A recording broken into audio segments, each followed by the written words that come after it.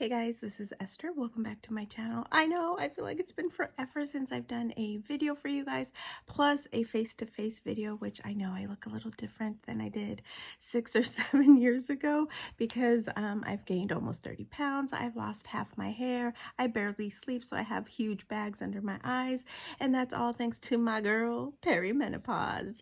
Anyways, I wanted to come on here and share with you guys. As you guys know, if you've been with me for a while, I am a total entrepreneur. I don't have a 9-to-5 job, but after having my last 2 babies, which they're no longer babies, I decided I did not want to go back to work because, you know, I was older and my older kids had told me that they didn't really like when I would leave them with babysitters and stuff like that. So I decided that I wanted to become a full-time entrepreneur. I started with my Etsy shop, which is where I sold my pouchies. And once I was here in this new city, I did go back to work. I worked at Hobby Lobby for almost 2 years. And let me tell you that working there made me about 10% bitter. Like after working at Hobby Lobby and seeing how rude and entitled some older ladies can be, I was like, bruh, this is not for the faint of heart. Working at Hobby Lobby really takes a lot out of you. Sad to say, because you know, crafting is such a fun activity. At least for me it is. It relaxes me.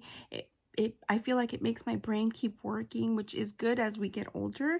And I just feel like those ladies, how, like, they're so rude. Like, dude, chill. It's just craft supply. And then if you know me, you know that I love vintage style. Like, vintage style is just, I think it's so beautiful. And I opened my eBay, my Poshmark Mercari, and I even opened a Depop, but then I closed it because I did like almost no sales there. And then on top of that, I know, guys, I do a lot of things, but they're all kind of the same thing. I studied and I got my state license in the state of California, New York, and Oregon to help families protect their financial future through life insurance, but also through retirement plans. So if you guys need help with any of that or have any questions, give your girl a call, a message, a text, an email, whatever. I will definitely help you out with that. And then one day I was at Hobby Lobby and I was talking to my daughter and I was like, you know, I really wish I could get into the pop-up scene, like the market scene, the crafters markets, crafter pop-ups, but I don't know how. Like, I go and nobody wants to give me information. Everybody's like gatekeeping for whatever reason, or the ones that I go to I don't really like and don't want to participate in that.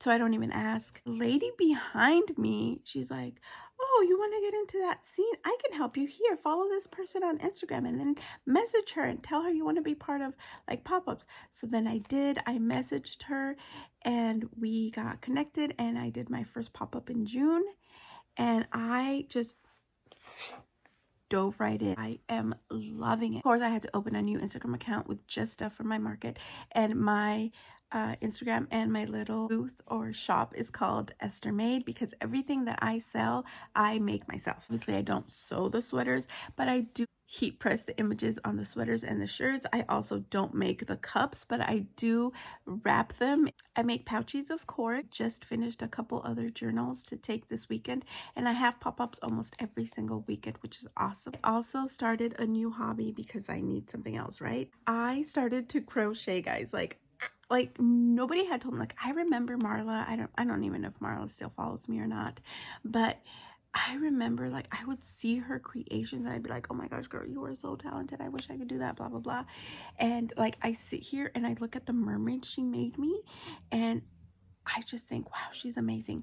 So I have learned to crochet. I've only been crocheting since July, and what is it now, October? So like 3-4 months. And I don't think I'm doing that bad. I take my creations and they sell really good.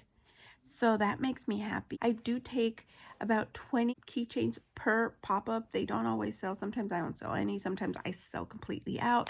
It just, I guess it depends on who the people are and where I go. But here's like a little example. I make this little ghosty. Look how cute. And I was like, look, I've been crocheting 3 months. I got to do a little bigger project than little keychains and little car hangers. So yesterday I decided I wanted to do a little bunny because I've been watching them and I was like, I want to give it a try. So I did, and I think I did really good. Look, I just feel like I needed to sew his head a little tighter. So I'm just going to do a couple stitches here to make him a little tighter. But you guys, I think I did pretty good. I don't know. I'm not a professional crocheter, but I've only been doing this for 3-4 months. So if you're a professional crocheter, let me know how I did. I think I did pretty good. This is an order that I need to mail out, and it's right here. So I make little keychains. These are my most popular ones, the keychains. I make little chickens. Look how cute she is. Reminds me of Cele because she likes chickens. I make strawberries. I'm really sad that now that Joann's closed, we can't go in there to get fabric and yarn. But Hobby Lobby's been doing okay. I went to Michael's. I didn't really like the selection, at least not at this one, but maybe they get better. And then this is one of my most popular ones, the Toast.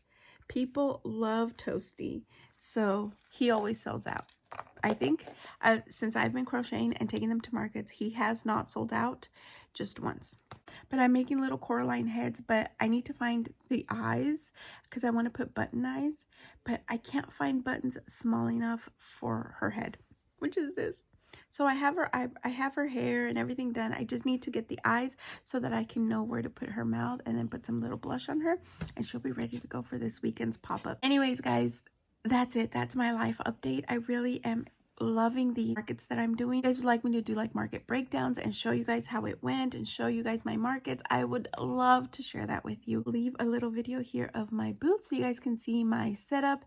And pretty much this is my setup all the time, except it depends if I don't have a corner spot. I can't do like the L, but then I'll do like a U type or like an upside down L, kind of something. You'll see in the videos.